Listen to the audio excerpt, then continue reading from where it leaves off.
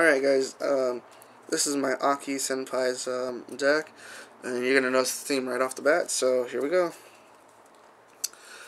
2 beans, 3 Cosmo Beats,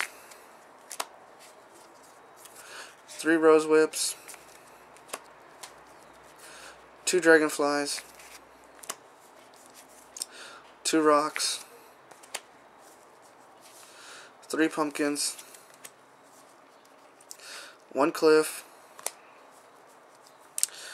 2 Horn Needle,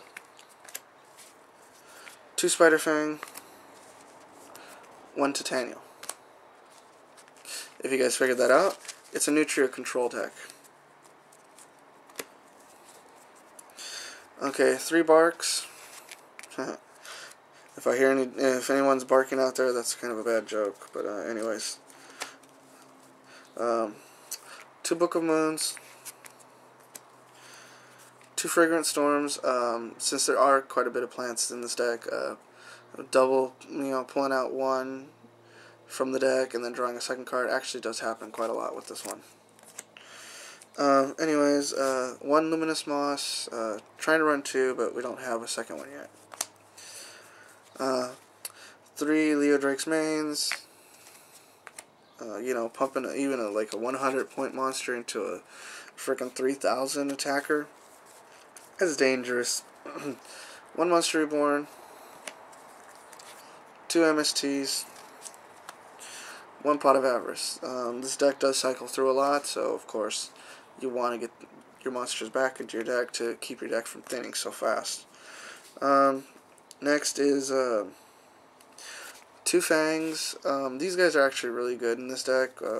Would like to run 3, but 2 is okay right now. 1 Mirror Force, and 2 Urgent Tunings. Okay, the synchros that she's currently using are 2 Barkian. Yeah, Barkian, sorry. And 1 Leo Drake. We do not have a beast, and, well, that answers that question. Alright, guys, I can do a little bit of explanations in this deck, not much. The reason why we're running Barkian is because, well, he's a Naturia monster, but at the same time, you just remove any 2 cards from your graveyard, and then you have access to his effect, which, if I'm right, negates the activation of a trap card and destroys it. So it's just as long as he's face up on the field. So of course, when him being face up, his effects are active. Otherwise, they're not. And he's 6 stars, so it's easy to tune in this deck.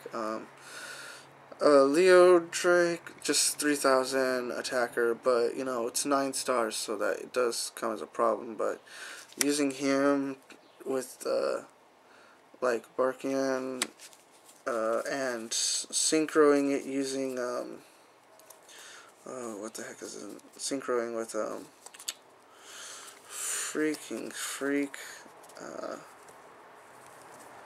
oh man, I forgot who. Oh wait, wasn't it this one? Yeah, with Rose Whip. I'm so sorry, guys. I'm like half out of it. With Rose Whip, then you already go from Rose Whip, that's control of their spell and traps, where they can only use 1 per turn, to synchroing with this to create this, but then you want to either reborn this or this back. So yeah, it becomes very complicated after just about 2 turns to use this deck. But the biggest advantage of this whole deck is right here, just using Pumpkin. You summon Pumpkin, normal summon it. You have now access to Black Rose Dragon, or even Barkian himself, or if your grave is actually full of Nutrias, you would then want to just go for the Dragonfly. Because with the Dragonfly out on the field, he gains 200 for every Nutria monster that's in your graveyard. Which means if you have 10 monsters in there. This is a 4-star at 3,200 attack. So that does make him very good. Alright, I think I've done just enough explaining on on the basic of the monsters. As for the reasoning for the magics and traps, exactly the way they are. Urgent tuning is just because sometimes you don't want to synchro during your turn, and you also want to lull your opponent into a false sense of comfort. So then, of course, you synchro during their turn, and now they're going like, oh crap.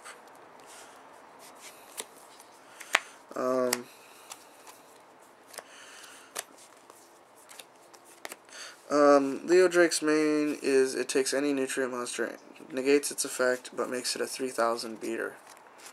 So taking like Cosmo Beat or Nutria Beans or anything that's really weak and just turning it into a 3,000 beater is actually a good thing. Luminous Moss, the reason why we're trying to run more copies is this automatically negates effects as long as you have a Nutria monster on the field when you activate it. Let's see.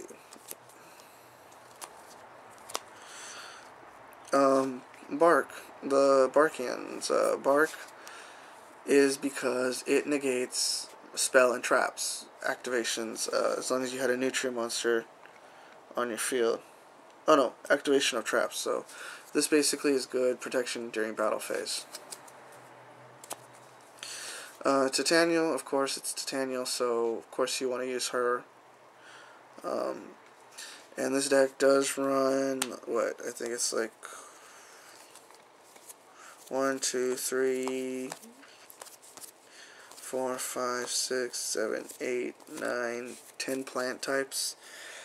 So that does give her quite a bit of fuel as 10 plants. But other than that, guys, the deck's pretty basic. Nutria Beans. Main reason is can survive an attack one time. But the second time your opponent attacks, if they can destroy it, they're still gonna take 500 on their own. So these guys are good. Even if you throw them in an attack position, your opponent's still gonna take 500 before it gets destroyed. Yeah, depending on what they hit it with, you could take the most. But they have to, if it's in attack position face up, it's basically they're having to get hurt for 1,000 before they can destroy this. Alright guys, I've done enough rambling, so catch you guys at a later time. Oh, actually before I forget, for those of you that have not heard, go to, what is it, Yu-Gi-Oh! 3D the movie.com or something like that. I'll put a link in the description. Basically it's so you guys can go find out where they're going to be playing the anniversary movie. For me, they're playing it in only one location that's closest to my home, but that's still like about 20, sorry, not 20, it's like a 30-minute drive from here for a movie. I'm sorry, I ain't gonna go see it. So what I'm going to do is I'm going to go see about borrowing a subbed one from a friend of mine and watching that, which might not make me sad when I watch it. Because 4 kids getting control of the 5D series was kind of a sad note. Last bit of news, this is not Yu-Gi-Oh! Related, so if you don't want to listen, go ahead and stop the video right here. Pokemon Black and White Tour is going to be starting up soon. For those of you that have gotten Pokemon Black and White and reserved it, or those that are planning on reserving it, go ahead and go see this. Go ahead and see this the tour. You need to go Pokemon.com. No, I'm sorry, PokemonBlackandWhite.com. You're basically going to get directed to the U.S. site, I think. Yeah, as long as you're a U.S. resident, you'll get directed there. And check out where they're having their tour. For me, the tour is like about a 40-minute drive from here, but the fact that they're showing the movie and they're going to be demoing Black and White, as well as a few other things that are not announced yet,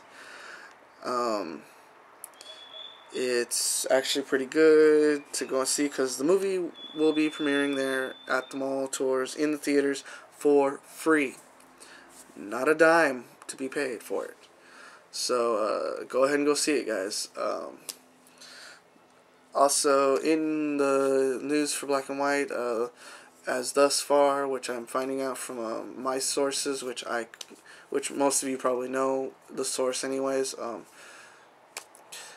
starting next week, they're going to be giving out Suicune at GameStop, starting this Sunday. Starting on the 30th, or was it the 31st?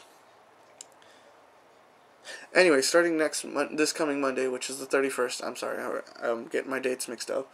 They're going to be giving out at Toys R Us Satoshi's Pikachu. For those of you that don't realize who that is, the English name, which is so horrendously used, is Ash Ketchum's Pikachu. A lot of you aren't going to care, but hey, it's the first time we're actually getting the characters Pokemon. The movie is going to be premiering shortly, guys, on Cartoon Network for most of us that live out here in the States. For everybody else, just check your local listings. Basically check your Nickelodeon, because I know they did it once before. Cartoon Network. Just check to see what station's going to be playing it for you guys.